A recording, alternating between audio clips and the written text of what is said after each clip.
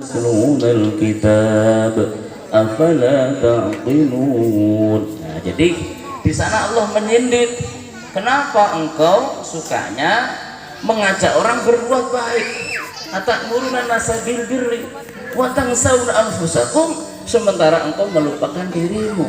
Jadi engkau hanya pandai mengajak orang berbuat baik, ayo sedekah, ayo infak, ayo ke masjid, rupanya dia tidak melakukan.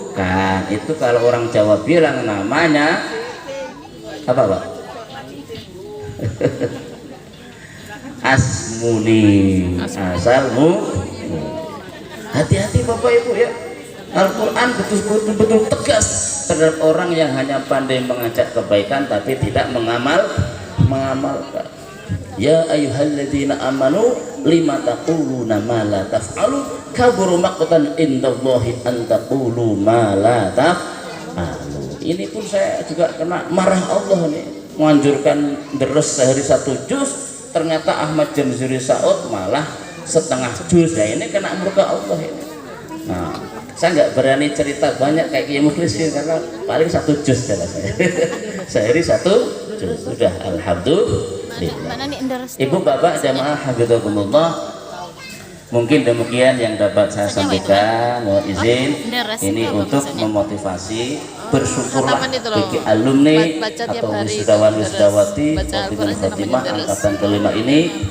Mudah-mudahan apa yang sudah didapatkan menjadi ilmu yang bermanfaat, menjadi motivasi kita dalam mengisi kehidupan sehari-hari menjadi sahabat Al-Quran, yaitu dengan tanda-tanda atau kriteria selalu tadarus Al-Quran, membaca Al-Quran setiap hari, bukan hanya setahun sekali, kemudian berakhlak dengan akhlak Al-Quran, dan yang ketiga mengamalkan isi kandungan Al-Quran. Terakhir saya tutup sebuah hadis begitu Rasulullah SAW bersabda, man qara al-Qur'an, siapa yang belajar membaca Al-Quran kepada gurunya sehingga fasih, bisa menjadi seorang qari, setelah fasih bacaannya standar, fastadharuhu, kemudian mau menghafalkan Al-Quran, wa ahalla halalahu wa harrama haramahu,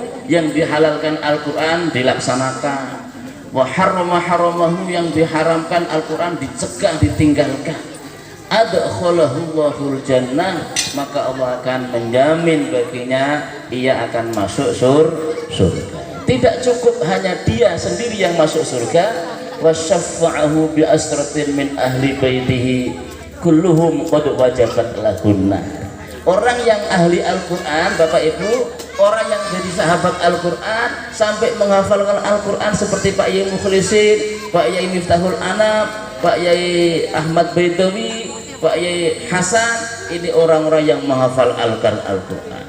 Ketika Al-Quran isi kandungannya diamalkan pada kehidupan sehari-hari, orang-orang ini dijamin masuk surga. Maka ada hadis yang lain, inna lillahi ahlina minan nas, sesungguhnya Allah punya keluarga di antara manusia di bumi ini.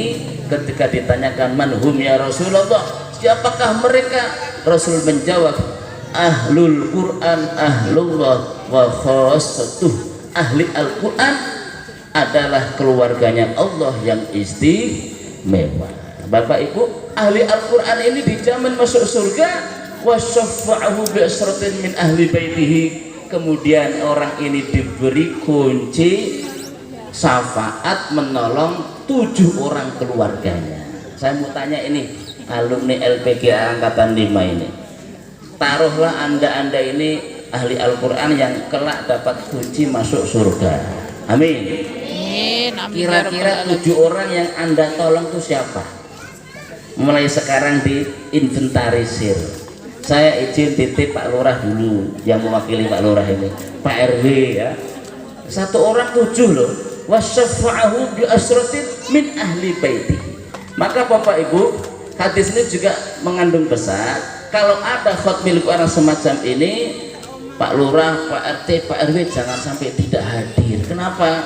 Nanti ya khotimin khotimah akan melihat siapa yang hadir, kelak nanti kalau masuk surga akan juga menolong atau menarik orang-orang yang dulu pernah berbuat baik kepada mereka. Mudah-mudahan kita semua yang hadir ini termasuk min ahlil Quran, termasuk orang-orang yang beruntung oleh Allah dijadikan sebagai sahabat Al-Quran yang kelak akan masuk ke dalam surganya Allah Subhanahu wa Ta'ala. Mudah-mudahan LPGA yang dikelola oleh Kiai Miftahul Anam, Kiai Ahmad Baidowi di bawah naungan LMZ Kota Batam di bawah pimpinan Kiai Mukhlisin Al-Hafidh dan juga kawan-kawan dari pengurus LMZ ini semuanya bisa berlancar-lancar, dan pembukaan pendaftaran semoga dibanjiri oleh para pendaftar, jangan sampai hanya 25, kalau perlu